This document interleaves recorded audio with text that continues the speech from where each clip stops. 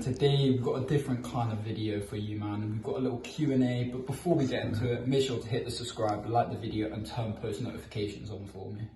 We just rolled up a quick zoot, we're smoking on some blue sushi today, just rolled up a quick nice one, but yeah, we're just going to get straight on with questions. I did a little story on my Instagram and I just asked for questions basically about music and like where I started from and that. I think it's just better to get some personal close connections between me and like the audience and you guys. Yeah, so we're lighting this up now, and the first question was when did I actually start producing? And that's kind of a bit of a blurry kind of question because I just started producing from so young. Like it was probably like 10, 11, like I was on GarageBand most days just fixing loops together and just getting my sound right.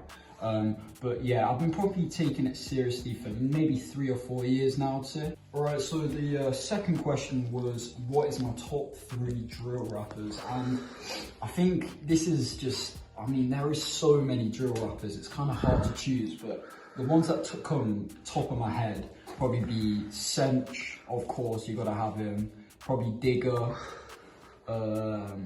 Suspect, you know, Suspect goes crazy on those dark drill beats, but yeah, probably them 3 I'd say. Alright, so the third question was, what is my top 3 like loop makers or sample makers? I think just that kind of scene in general right now is just a great way just to kind of get your name out there and just doing big collabs with big producers and stuff, getting the opportunities and stuff. But yeah, top let's say 3 names. Juco, definitely him is just Lil Durk, those kind of loops he goes crazy on. Ron, he's just hard drill. And then probably lastly I'd say Yoshi. I can't lie, Yoshi, he's just consistent, he's got some great melodies, and yeah, he's just a good person to work with. Alright, so the next question was from my Instagram was, what is my opinions on AI with music? And this is quite interesting actually because recently I did a little like essay on this for my online coursework, and my kind of views on this is like AI will never replace like the human touch to music, and that kind of made robotically through an algorithm and stuff. It's just not the same. I think people really pour their heart out into some music and some masterpieces, and it's kind of hard for a robot to do that realistically because it doesn't have any emotion. So I don't think it will ever really replace real like music to the soul. So the next question was, what will the producing scene look like in 5 years? And I think it's just a sticky one. It's a sticky one still, and that's just because I can't really predict it. I mean, in 5 years, drill music is just, it's blown up. So even just maybe a new complete genre in 5 years might just do the same like drill. But I think really in 5 years, we will see a lot more of industry kind of drill. A lot more like poppy, charty drill music, where that kind of like devilish kind of side, it'll probably die out, I think. Right, as we're getting higher and higher from this zoot, it's smoking nicely. I haven't really smoked blue sushi before, but yeah, no, it's tasting nice, I can't lie. But the next question was, what is my top plugins for mixing and stuff?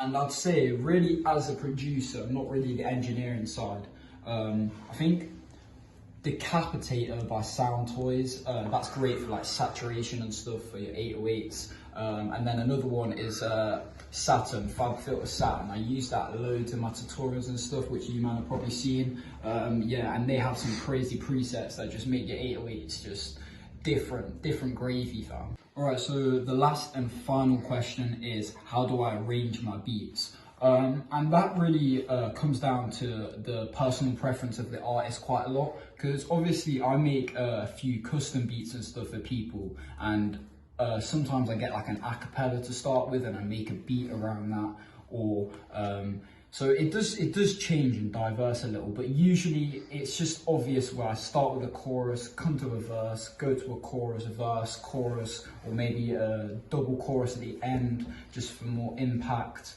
But yeah, nah, just make it really easy and simple for people to know that it's the difference between the chorus and the verse, which is like an important thing that people kind of miss out and lose on. And that just makes it easier for the artist to write. Alright, there we are, boys. That's the end of the video. I hope you man enjoyed it. It's a bit of a more of a personal one, but yeah, make sure to smash that subscribe button and like the video.